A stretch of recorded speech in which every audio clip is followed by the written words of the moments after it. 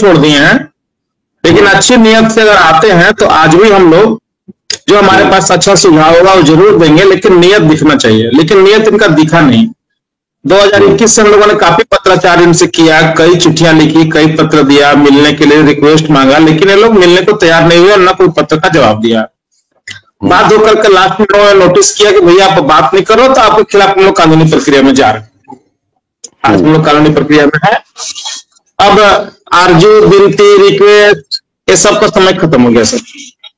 हाँ, इतना बड़ा तो हम लोग जरूर दिखा सकते हैं कि उन लोग अगर एक टेबल पर आना चाहें, देश के 13 करोड़ निवेशकों के लिए रास्ता निकालने के लिए आज भी अच्छी नियत से आना चाहें, दलालों और चटुकारों को छोड़ करके, तो हम लोग सोच सकते हैं कि हम लोग इनसे बात करेंगे, और नहीं तो ये समय खत्म हो चुका है। अब बारी है एक्शन का। तो रोना रोना बहुत हो चुका। अब हम लोग जो दिल कड़ा कर लिए हैं, जिसके आगे इतने दिनों से हाथ फैला रहे हैं, विनती कर रहे हैं, रिक्वेस्ट करो, मानने को तैयारी नहीं है। तो आखिर कब चलेगा?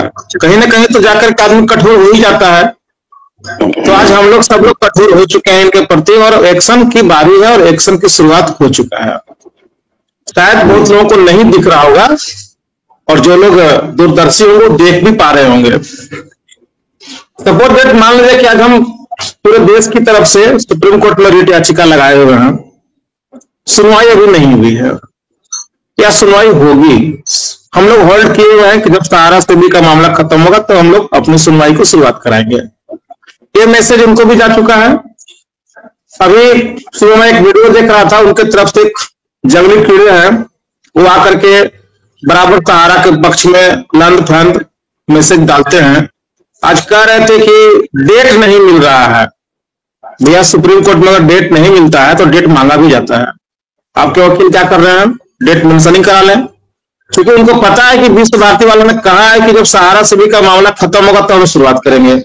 तो उनको डर इस बात का है कि ये लोग शुरुआत कर देगा तो मामला 25,000 करोड़ में लटका, यहाँ 2.5 लाख करोड़ रुपए का मामला उठ जाएगा। तो हम तो इंतजार कर रहे हैं, लेकिन इंतजार का सब्र तो खत्म होगा ना।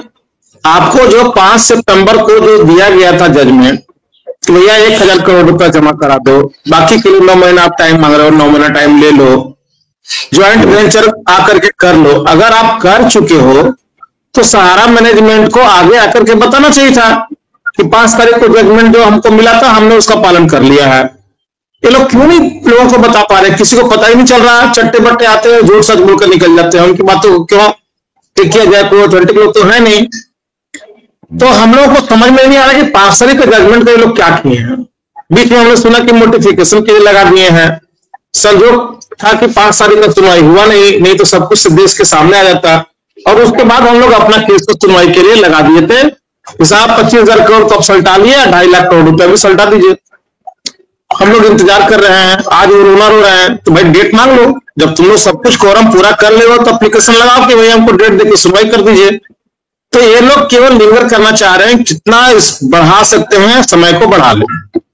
ठीक है, हम लोग भी देखते हैं। इधर झारखंड सरकार का भी इसमें एंट्री हो चुका। आपने देखा माननीय महामहिम राज्यपाल महोदय जी अपने बजट में इसको ले लिए। अभी थोड़ी देर पहले हम लोग प्रेस कॉन्फ्रेंस खत्म करके आए। हमारे माननीय विधायक निरीक्षक के श्री अरूप चटर्जी जी इसका अगवानी कर रहे हैं हम लोगों के लिए, और पूरी बातें आज समझ में आई है कि सरकार इसमें बहुत बड़ा स्टेप लेने जा रहा है सहारा के ऊपर में, और यह स्टेप इतना इनको भारी पड़ेगा कि फिर इनके लिए संभालना भी मुश्किल होगा, और पूरे देश का भुगतान का रास्ता झारखंड से के रास्ते से ही निकल जाएगा, जिस तरह का सरकार ने एक्शन बनाया है। और बहुत बड़ा एक्शन इनके ऊपर होने वाला है। इनका भलाई इसी में है कि जब 5 सितंबर को एक क्लियर हो चुका, सहारा के लोग भी मान लिए कि इनके ऊपर कोई एम्बार्गो नहीं है, कोई संपत्ति बेचने का ये नहीं है, तो जितना जल्द से जल्द हो सके देश के लोगों का भुगतान करना शुरू कर दें, ताकि दिखे कि हाँ लोग भुगतान कर रहे हैं। टोटल केवल 5,000 करोड़ रुपए के लिए ही बना गया है कि 5,000 करोड़ रुपए है, उससे जितना सरकार टाल सकती है टाल ले, बाकी भुगतान इनको करने के लिए कहीं से कोई रोक नहीं लगा हुआ है। बल्कि माननीय संजीव खन्ना सर ने कहा भी दिया था कि भुगतान करने पर कौन रोका है? आपका ना संपत्ति बेचने पर रोक लगाया, ना एम्बार्गो पर रोक लगाया है। मान लो कि आपका 25,000 करोड़ रुपया फंसा हुआ भी है, हालांकि आपने 15.5 ही जमा किया, उसके अलावा पोर्टल पे 87,000 करोड़ रुपया क्लेम आ गया है। बाकी कंपनी का क्लेम उसमें है नहीं कि उसका और इसका, आप उसका भुगतान शुरू कर दो ना, वो कौन रोका है? आप उसका भुगतान शुरू कर दो, कोई जरूरी थोड़ा कि भुगतान करने के लिए देश भर में 5,000 वकील चाहिए। कहीं से भी ऑनलाइन का जमाना है, भैया सर्टिफिकेट दो, आपको पैसा दे देते हैं। कुछ व्यवस्था करे, कुछ तो लोग को दिखाना चाहिए। तो ये करेंगे कुछ नहीं, इनका नियत में ही खोट है सर। अभी आपने कहा जितना एक्सरसाइज अपना बचने के लिए कर रहे हैं ना, जितना एक्सरसाइज ये लोग अपने बचने के लिए कर रहे हैं, उतना एक्सरसाइज कंपनी को बचाने के लिए किए होते तो शायद कंपनी भी बच जाती और लोगों का भला भी हो जाता। अभी आपने कहा नागेंद्र जी की बहुत बड़ा एक्शन लेने जा रही है झारखंड सरकार, और उस बड़े एक्शन का आपने कहा कि प्रतिफल ये होगा कि देश भर के निवेशकों के पैसे की वापसी जो है वो उसका रास्ता खुल जाएगा। तो वो बड़ा एक्शन जो है, हमको किसी ने सूचना दी है कि अब ये बात भी हमको उधर से ही आ रही है। मैं बताऊं आपको कि मुख्यमंत्री कार्यालय ने शायद झारखंड के डीजीपी को, डायरेक्टर जनरल पुलिस को इंटीमेशन दिया है कि आप, ये शायद मैं कंफर्म नहीं कर रहा हूं कि इस सहारा प्रकरण में क्या क्या मामला है, कौन कौन गुनहगार हैं, क्या है, की पर्सन कौन है, उनके खिलाफ कोई केस बनता है, अगर बनता है तो क्या बनता है तो इमीडिएट उसके खिलाफ क्या एफआईआर दर्ज होगी, क्या उसको अरेस्ट किया जाएगा या उसको नहीं, can be brought to book, ये कहा गया है। क्या इसमें कितनी सच्चाई है? मेरे पास जानकारी है। देखिए, ये सीधा बात जो आपके पास जानकारी है ना, तो बात केवल एक व्यक्ति की नहीं करें, एक विभाग की नहीं करें।